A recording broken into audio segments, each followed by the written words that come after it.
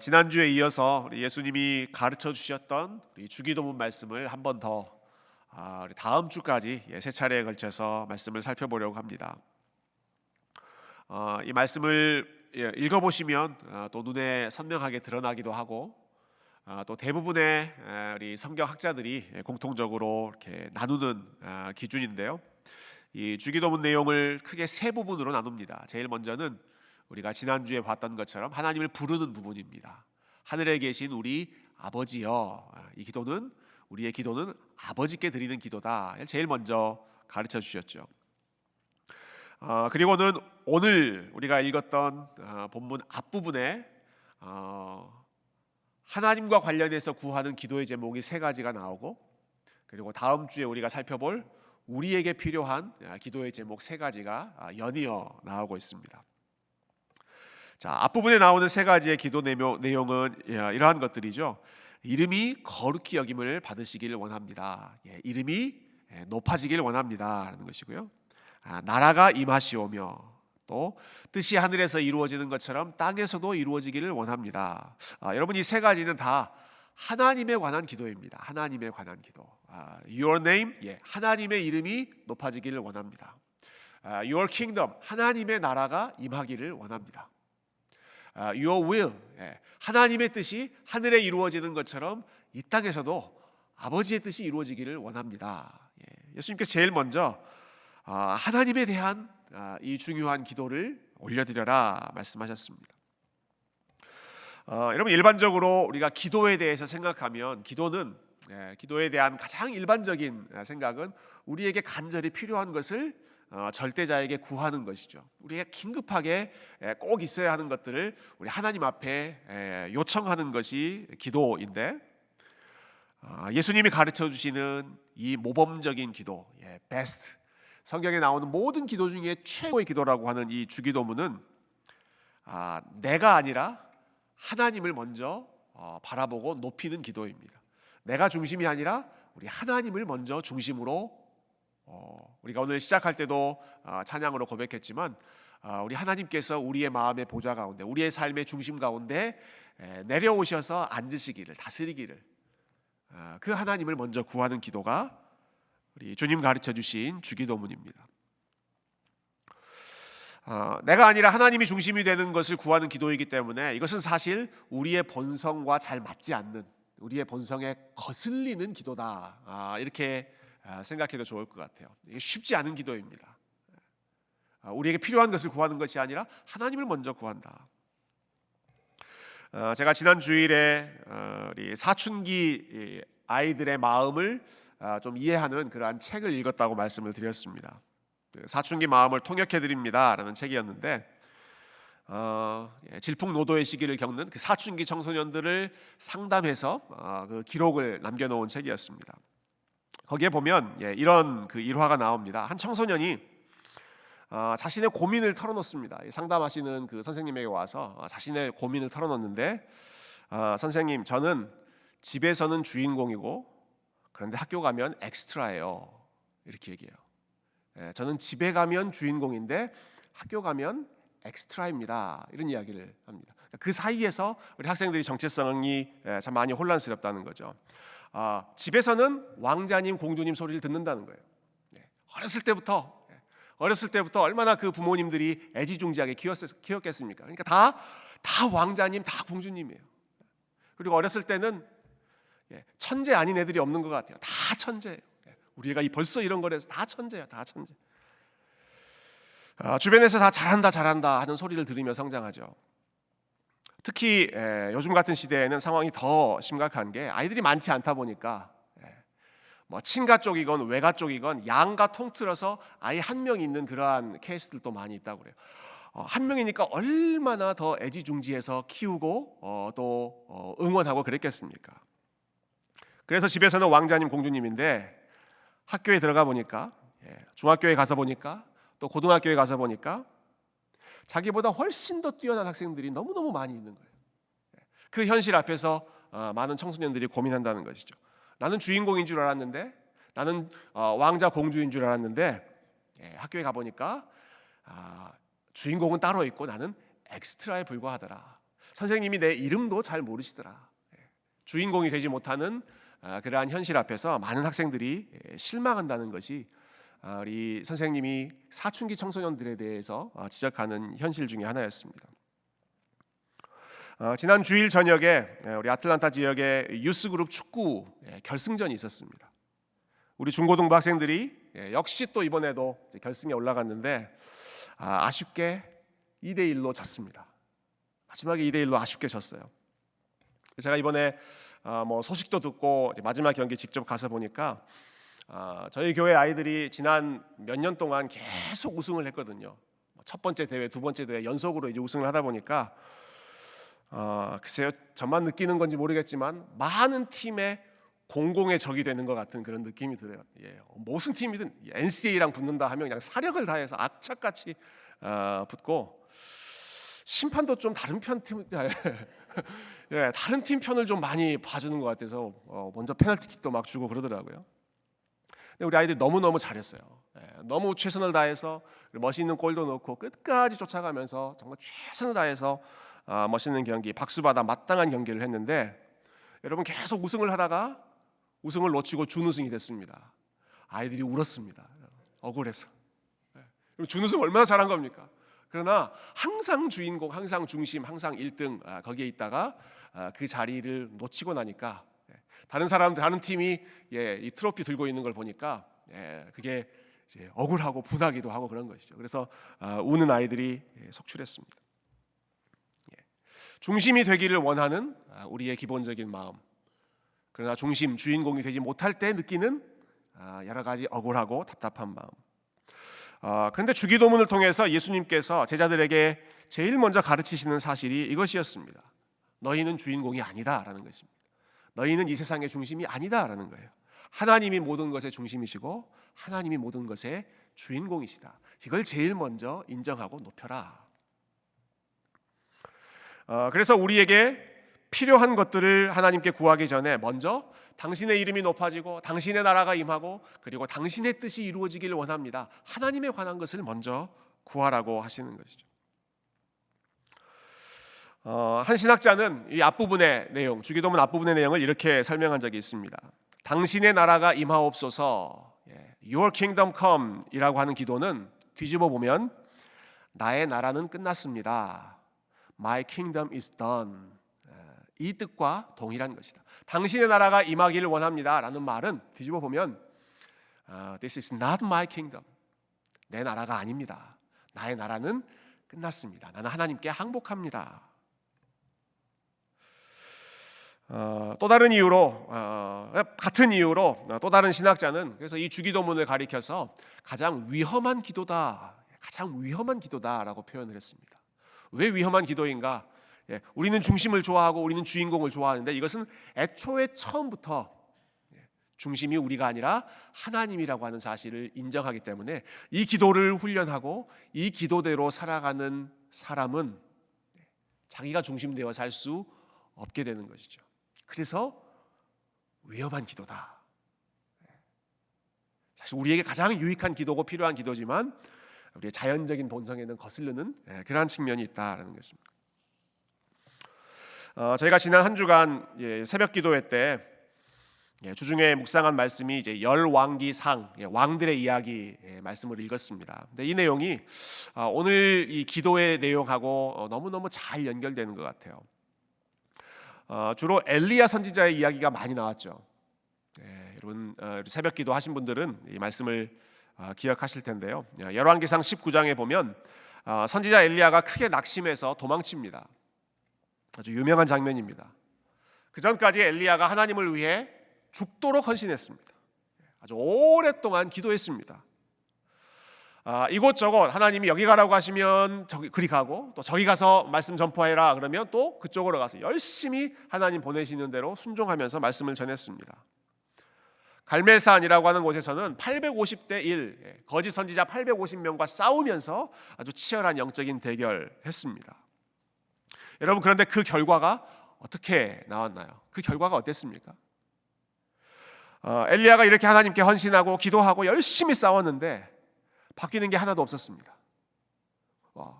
좋아지는 게 하나도 없는 거예요. 모든 게 다 그대로. 아합 왕 그대로 있고 이세벨 여왕 그대로 있고, 그들은 자기를 죽이려고 하고 자기는 지금 도망자 신세가 되고 아무것도 바뀌는 게 없어서 하나님 앞에서 엘리야 선지자가 완전히 무너져 버리죠. 완전히 무너져 버립니다.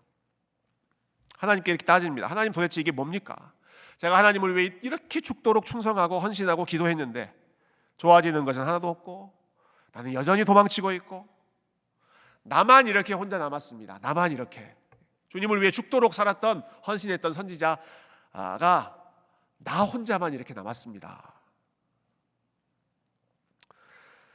모든 걸 다 포기하고, 그래서 심지어는 하나님 앞에 차라리 내 생명을 거두어 달라고 그렇게 요청하고 있는 엘리야에게 하나님이 말씀하시죠. 세미한 음성 가운데 하나님께서 엘리야에게 하나님의 뜻을 알려주십니다. 뭐라고 하시던가요? 엘리야야, 너는 소중하다. 너는 존귀한 존재다.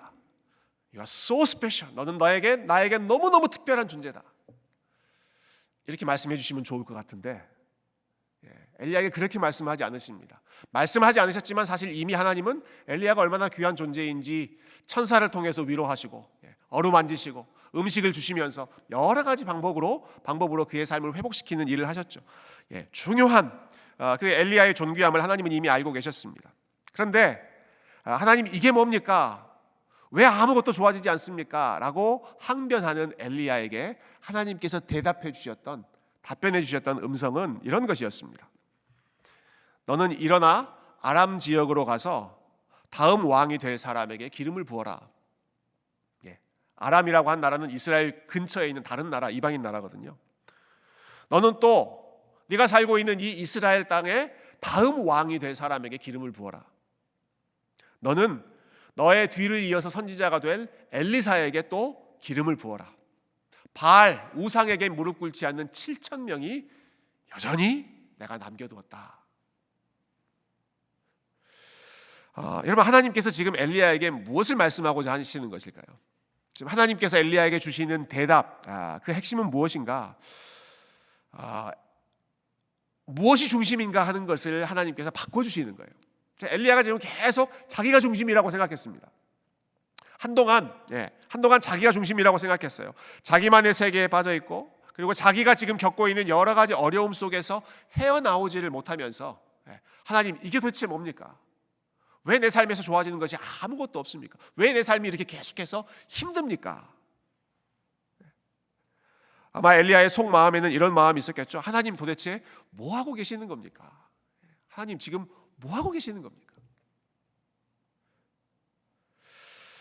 자기가 생각하고 자기가 원했던 방식대로 일들이 진행되지 않을 때 그 답답한 마음을 엘리야가 하나님 앞에 원망하고 항변했죠. 여러분, 거기에 대한 하나님의 답변은 제가 조금 전에 읽었던 그 내용이었습니다. 그 모든 내용을 이렇게 표현할 수 있을 것 같아요. 엘리야야, 나는 여전히 왕이다. 나는 여전히 왕이다. 내가 이스라엘 나라의 왕도 세우고, 내가 아람 지역, 이스라엘 아닌 다른 땅, 이방 땅의 왕도 내가 너를 통해 기름을 부어서 그 왕을 세우고, 내가 너의 뒤를 이어서 계속해서 하나님의 영광을 드러낼 엘리사, 이 사람도 내가 준비해 놓고 있고, 그리고 너 혼자라고 생각했지? 혼자가 아니다.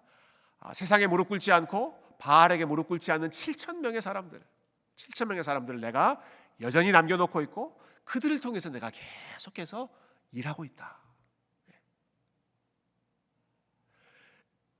It's not about you. 엘리야에게 It's not your kingdom. 너의 나라가 아니라, 너의 뜻, 너의 생각, 너의 계획이 이루어지는 나라가 아니라 나는 지금 다 계획이 있다. 내가 여전히 다스리고 있다 하는 거예요. 아람 왕 내가 세운다. 이스라엘 왕 내가 세운다. 선지자 내가 세운다. 엘리야, 너 말고도 내가 사용하는 사람들이 여전히 많이 있다. 네가 보지 못한 곳에서 나는 여전히 계속해서 왕으로서 일하고 있다. 여러분, 이 사실을 엘리야에게 말씀해 주셨습니다.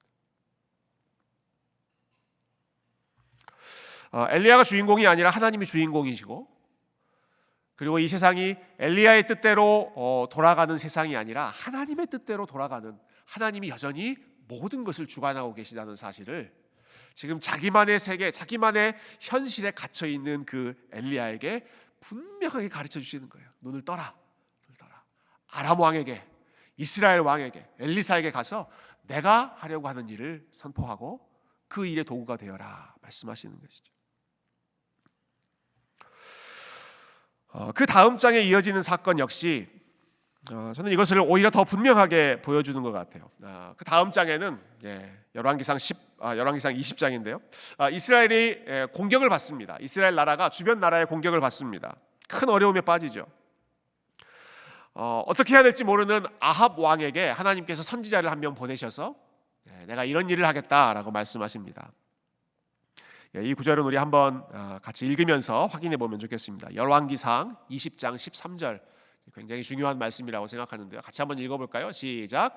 한 선지자가 이스라엘의 아합 왕에게 나아가서 이르되 여호와의 말씀이 네가 이 큰 무리를 보느냐 내가 오늘 그들을 내 손에 넘기리니 너는 내가 여호와인 줄을 알리라 하셨나이다. 아멘. 두려워하고 있습니다. 지금 적들이 사방을 둘러싸서 공격하기 직전 두려운 상황 가운데 있습니다. 근데 그 상황 속에서 아합 왕에게 하나님께서 내가 너희를 구원하겠다, 내가 너희에게 승리를 주겠다라고 약속하십니다. 여러분 이 부분도 참 중요한 부분이죠. 하나님이 어떤 분이신가 잘 나타나는 부분인데, 여러분 아합 왕을 생각해 보면 아합 왕은 정말 악한 왕입니다. 악한 왕이에요. 열왕기상에 나오는 이 아합 왕이 했던 일을 하나하나 보면 이 사람은 구원받을 자격이 없는 왕이에요. 이 사람은 차라리 우리의 생각대로라면 하루속히 빨리 하나님이 그냥 없애버리고 쓸어버리고 다시 새로운 왕, 좋은 왕을 세워서 하나님의 일을 시작하시면 더 좋겠다, 그런 마음이 들 정도로 정말 악한 일, 못된 일만 골라 하는 아합 왕입니다. 그런데 하나님께서 그렇게 하지 않으시고 내가 너를 구원하겠다라고 말씀하시죠. 아합 왕, 네가 다스리고 있는 이 나라, 네가 겪고 있는 이 위험한 상황 속에서 내가 너를 구원하고 너에게 승리를 주겠다라고 말씀하십니다. 그런데 무엇을 위해 하나님께서 지금 이 일을 하려고 하시는가, 그 부분이 중요합니다. 이 전쟁에서 이스라엘 백성들에게 아합 왕에게 승리를 거두게 하시려고 하시는 그 목적이 무엇인가? 다시 한번 그 말씀 띄워주시겠어요? 무엇을 위해서, 어떤 목적을 위해서 지금 이 일을 하나님이 진행하시는가 하는 것이죠. 무엇을 위해서 하시겠다고 그러십니까? 무엇을 위해서? 내가 여호와인 줄을 알리라. 내가 여호와인 줄을 알리라. 하나님이 다스리고 하나님이 일하신다는 사실을 보게 하고, 그래서 결국은 하나님이 영광을 받으시겠다라는 것입니다. 이것을 위해 승리를 주시겠다는 거예요. 여러분 하나님이 이 백성들을 향해서 이렇게 말씀하지 않으십니다.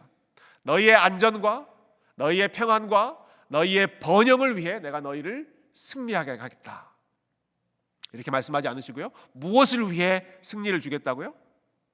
내가 여호와인 줄을 알게 하기 위해서. 여러분 이게 성경 전체에 나오는 내용이죠. 내가 여호와인 줄을 알게 하기 위해서. 이스라엘 백성들을 구원하는 것도 그것을 위해서, 홍해를 가른 것도 여호와인 줄을 알게 하기 위해서. 모든 것이 다 내가 여호와인 줄, 하나님이 하나님이신 것을 알도록 하기 위해서. 그래서 결국은 하나님이 모든 찬양과 영광을 받으시기 위해서 이 일들을 하시겠다는 거예요. 자, 하나님이 이스라엘을 지금 구원하십니다. 자, 하나님이 이스라엘을 구원하세요. 위험 가운데 있는 아합 왕을 구원하십니다. 그런데 그들이 구원받는 것 자체가 궁극적인 목표가 아니었습니다. 궁극적인 목표는 무엇입니까?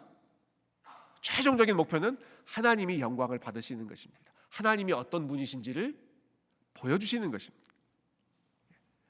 그것이 궁극적인 목표이고, 그 목표를 이루기 위한 수단이 이스라엘 백성들의 구원이었습니다.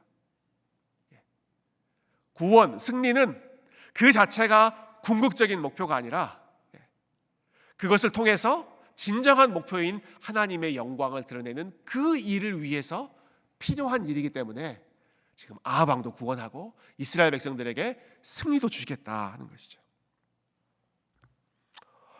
여러분, 그런데 우리가 너무 우리 중심적이다 보니까 자꾸 이것을 혼동할 수 있는 것 같아요. 혼동하기 쉬운 것 같아요. 구원이 목적이 됩니다. 구원이 목적이 돼요. 그리고 하나님을 찬양하는 것은 수단으로 바뀌어버립니다. 자, 뭐가 목적이었어요? 하나님 찬양하는 게 목적이고 구원받는 게 수단입니다. 구원받음을 통해서 결국은 하나님을 찬양하고 하나님이 어떤 분이신지를 높이는 게 목표인데, 워낙 우리가 주인공, 중심, 나라고 하는 생각에 뿌리 깊게 박혀 있다 보니까 우리의 구원이 최종적인 목적이 되고, 우리가 하나님께 기도하는 것, 하나님을 찬양하는 것, 하나님을 예배하는 것, 이 모든 활동들이 하나의 도구로, 수단으로 나의 구원, 그 구원이 어떠한 것을 의미하든지 간에 나의 구원 혹은 나의 높임, 나의 승리를 위해서 찬양도 도구가 되고, 기도도 도구가 되고, 예배도 도구가 되고, 섬김도 도구가 되고, 하나님은 이것을 뒤집어 바꾸시죠. 이 전쟁이라고 하는 급박한 상황을 통해서 이스라엘 백성들에게 구원이 너무너무 필요한 그러한 상황 속에서, 승리가 너무너무 필요한 그러한 상황 속에서 내가 너희들에게 구원을 주겠다, 너희들에게 승리를 주겠다. 그런데 그것을 통해서 내가 누구인지를 알게 하겠다, 내가 여호와인지를 보여주겠다라는 것입니다.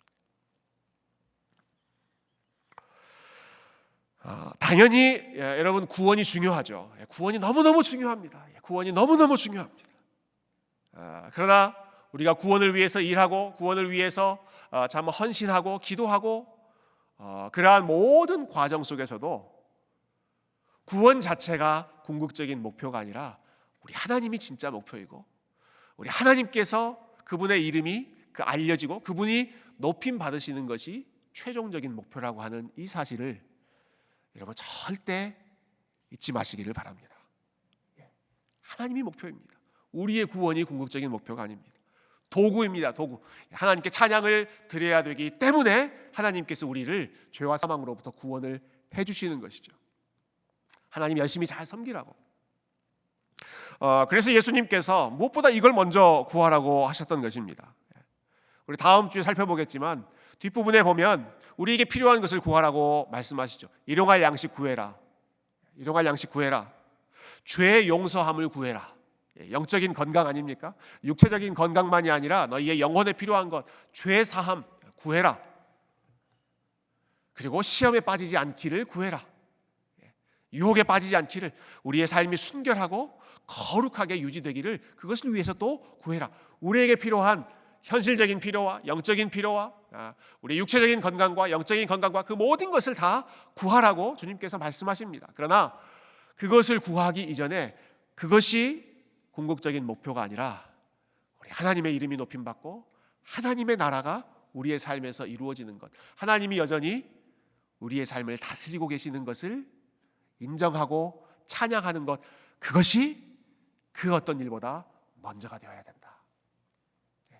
우리가 하는 모든 일의 목표가 하나님의 영광이 되어야 할 줄로 믿습니다.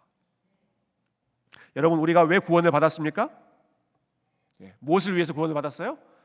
하나님의 영광을 위해서. 하나님의 영광을 위해서. 그 CCC라고 하는 선교단체를 아시죠? 거기 CCC에 보면 유명한 그 활동이 있습니다. 그 CC맨들이 하는 그 백문일답이라고 불러요. 백문일답. 모든 질문, 여러 가지 질문을 하는데 답이 딱 하나예요. 하나. 그 CCC에서는 질문하면 계속 예수 그리스도, 예수 그리스도, 예수 그리스도 이렇게 답하죠. 여러분, 우리도 백문일답, 100문까지 안 갈 거예요, 여러분. 100개까지 아닙니다. 그러나 여러분, 모든 질문에 그 답이 하나님의 영광, 하나님의 영광. 한번 해볼까요? 여러분, 우리가 살아가는 이유가 무엇입니까? 하나님의 영광을 위해서. 여러분, 하나님께서 우리에게 건강을 주신 이유가 무엇입니까?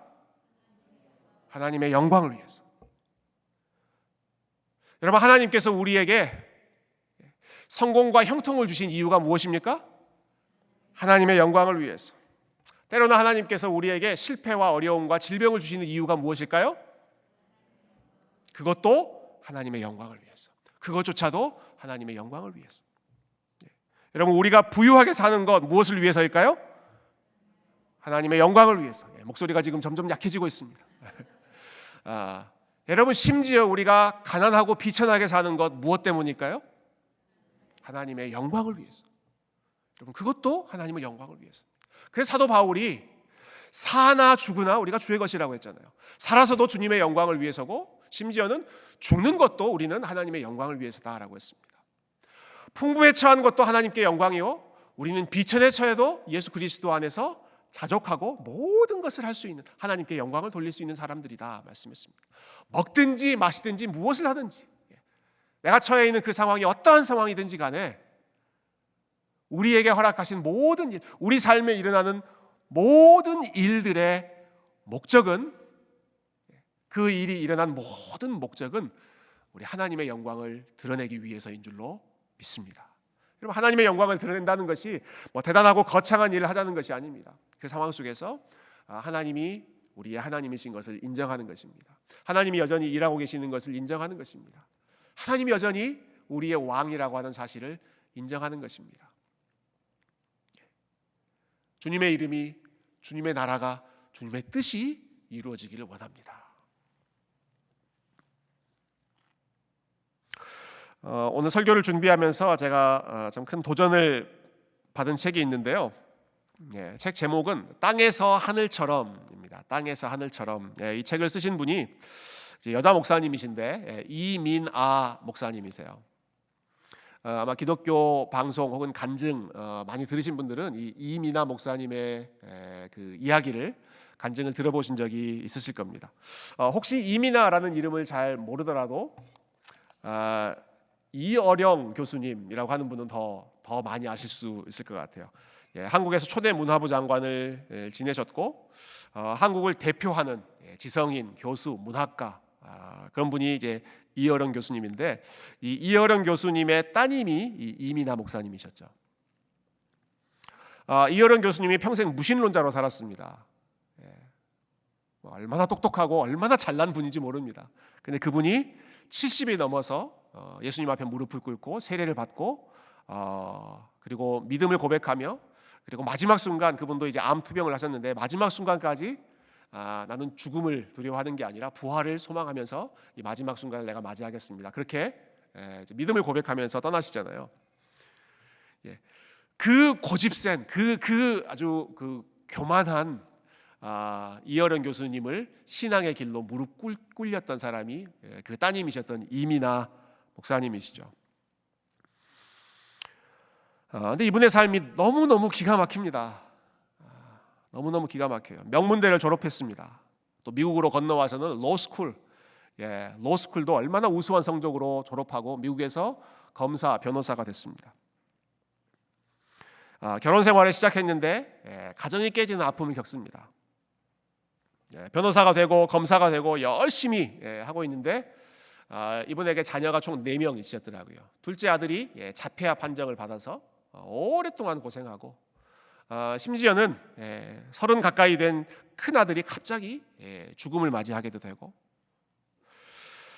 그런 고민 속에서 예수님을 믿고 살아갑니다. 예수님 의지하고 살아갑니다. 그런데 본인에게 이제 계속 또 여러 가지 질병이 듭니다. 갑상선 암이 들었다가, 또 기도해서 하나님께서 고쳐주셨다가, 갑자기 또 눈이 안 보이는 그 실명의 위기, 7개월 동안 아무것도 안 보이는 그러한 어려움을 겪다가 또 그것도 기적적으로 하나님께서 고쳐주시죠.